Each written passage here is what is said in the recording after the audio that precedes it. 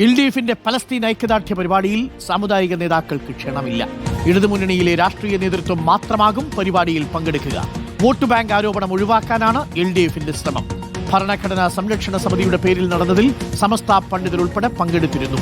സിനോജ് തോമസിന്റെ കൂടുതൽ വിവരങ്ങളുമായി. സിനോജ് തോമസ്, കോഴിക്കോട്ടെ പലസ്തീൻ ഐക്യദാർഢ്യ പരിപാടി സംഘടിപ്പിക്കാനിരിക്കെയാണ് മറ്റ് സാമുദായിക സംഘടനകളെ ഒന്നും തന്നെ നേരിട്ട് വിളിക്കുന്നില്ല.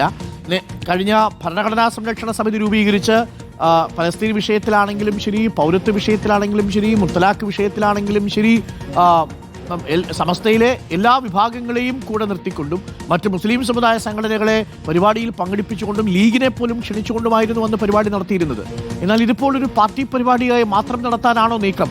വോട്ട് ബാങ്ക് രാഷ്ട്രീയം എന്ന ആരോപണം മാറ്റാനും അതാണോ പാർട്ടിയുടെ തന്ത്രം?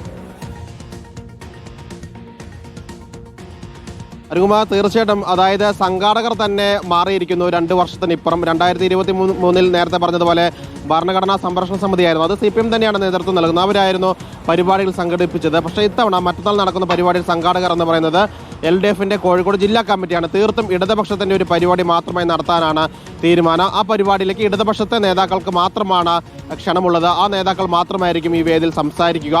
ഇന്നലെ വാർത്താ സമ്മേളനം നടത്തിയപ്പോൾ ഇക്കാര്യം നേതൃത്വത്തോട് ചോദിച്ചതാണ്. ആ ഘട്ടത്തിൽ അവർ പറഞ്ഞത് പലസ്തീനെ പിന്തുണ പ്രഖ്യാപിക്കുന്ന ആർക്ക് വേണമെങ്കിലും പരിപാടിയിൽ പങ്കെടുക്കാം, പക്ഷേ പ്രത്യേകമായ ഒരു ക്ഷണം ഉണ്ടാവില്ല എന്ന് പറയുന്നു. 2023 പരിപാടി സംഘടിപ്പിച്ച ഘട്ടത്തിൽ മുസ്ലിം ലീഗിനെയും നേതാക്കളൊക്കെ തന്നെ ക്ഷണിച്ചതാണ്, സംസ്ഥയിലെ നേതാക്കൾ ക്ഷണിച്ചതാണ്. ഉമർ ഫൈസ് മുക്കത്തെ പോലുള്ള സംസ്ഥയിലെ ഒരു വിഭാഗം നേതാക്കൾ ആ പരിപാടിയിൽ പങ്കെടുക്കുകയും ചെയ്തതാണ്. അത് പാർലമെന്റ് തെരഞ്ഞെടുപ്പിന് മുൻപ് നടന്ന ഒരു പരിപാടി കൂടിയാണ്.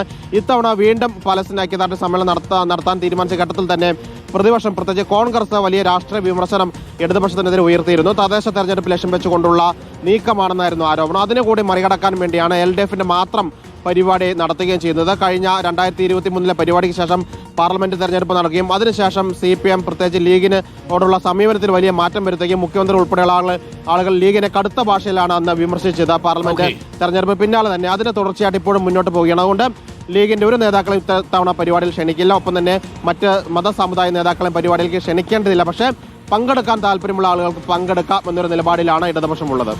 താങ്ക് യു സിനോജാണ് വിവരങ്ങൾ നൽകിയത്.